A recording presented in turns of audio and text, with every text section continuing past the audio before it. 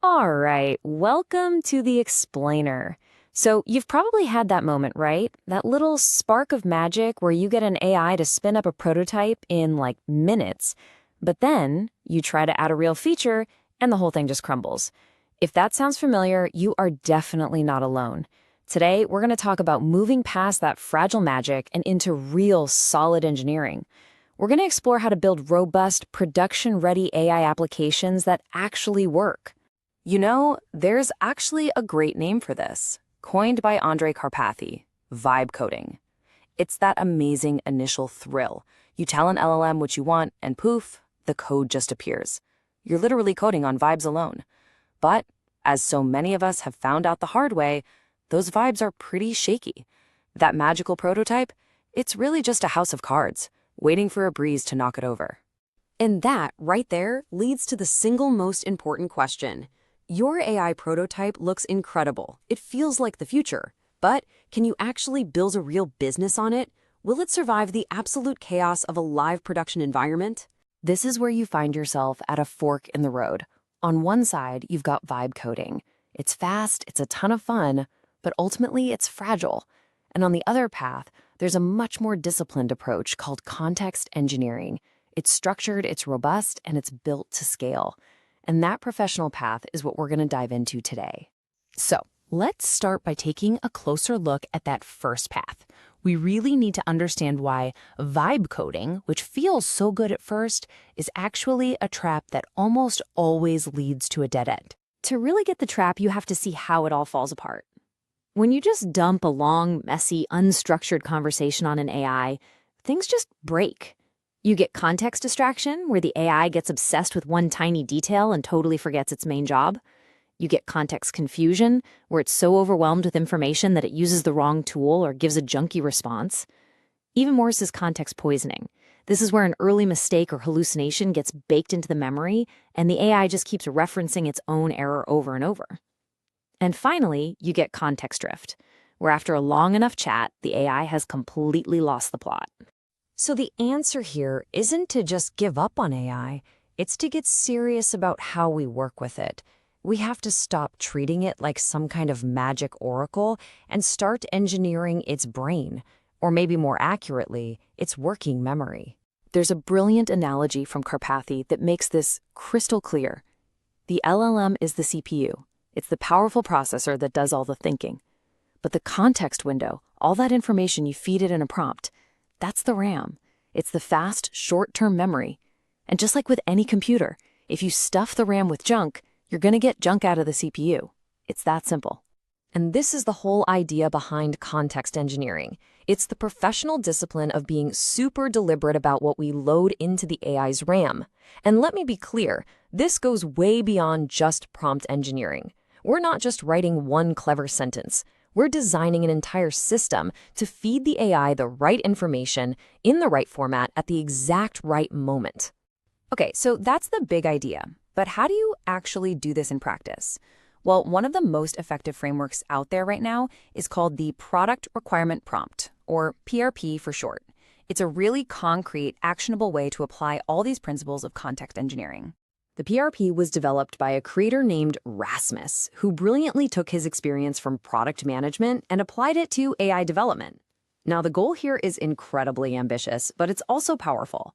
To give the AI such a perfect, complete packet of information that it can actually ship production-ready code on the very first try. So a PRP has three main parts that all work together. First, you have the Product Requirement Doc, the PRD, that tells the AI what to build. Second, you have Curated Codebase Intelligence. This shows the AI how your team builds things, pointing to existing code and best practices. And third, you have the Agent Runbook, which is basically the step-by-step playbook for how to approach this specific task. Put it all together, and it's like a complete mission briefing for your AI agent. Okay, theory is great, but let's see what this actually looks like in the real world. We're going to walk through a fantastic demo from Cole Medden that shows exactly how to use the PRP framework to build a production-ready server application, basically from the ground up. The whole workflow is this four-step dance between the human and the AI. It starts with the human. You define a plan. Then you hand it off to the AI, which generates the full, detailed PRP. Then, and this is so important, it comes back to you for validation. That's the human safety check. And only after you give the thumbs up does the AI execute the final build. And just look at how structured that initial human plan is. Instead of some vague one-sentence vibe like, build me a to-do list, the developer specifies the exact goal, the features, and, this is the game changer, provides references to existing code. This gives the AI a concrete example of what good looks like in your project. It dramatically cuts down the chances of it going completely off the rails. So, with that detailed human plan in place, a single command unleashes the AI, and this is where the real heavy lifting happens. The AI takes your plan, it scours your entire code base for those references you gave it, and it assembles this massive, super detailed context packet, the full PRP, that it's gonna use for the actual build. But, and this is critical, you don't just blindly trust the AI. As Cole Maiden says, you want to make sure you're analyzing it, being a part of the process. This validation step is your human checkpoint. You read the AI's plan of attack, you check its logic, and you remove anything that looks dangerous, like, say, a command to edit your production secrets file. This right here is the safety net that separates a professional process from just reckless vibe coding. Once you've given it the green light, the final command kicks off the build. The AI takes your validated plan and it just starts coding. But it's not just mindlessly spitting out text. It's constantly checking its own work using what are called validation gates. It'll run linters to check for code style, it'll run unit tests to make sure the code actually works, just like a good human developer would. So by following this structured process, you see, we move way beyond just coding on a vibe. We're systematically engineering a high-quality outcome, and we're using the AI as this incredibly powerful, specialized tool inside a professional workflow. So let's just recap the payoff here. By giving it clear context, we slash hallucinations. By forcing that upfront planning and building in automated tests, we guarantee a certain level of quality. The whole framework is designed from the ground up to work on messy, complex, existing code bases, which is the exact place that vibe coding just completely falls over. This is how you turn the AI from a fun little toy into a scalable, reliable engineering partner. And the result of all this discipline? A potential 10x increase in development speed. I know, it sounds a little backwards, right? More planning, more structure, but it's faster? But developers using this method are reporting these massive gains.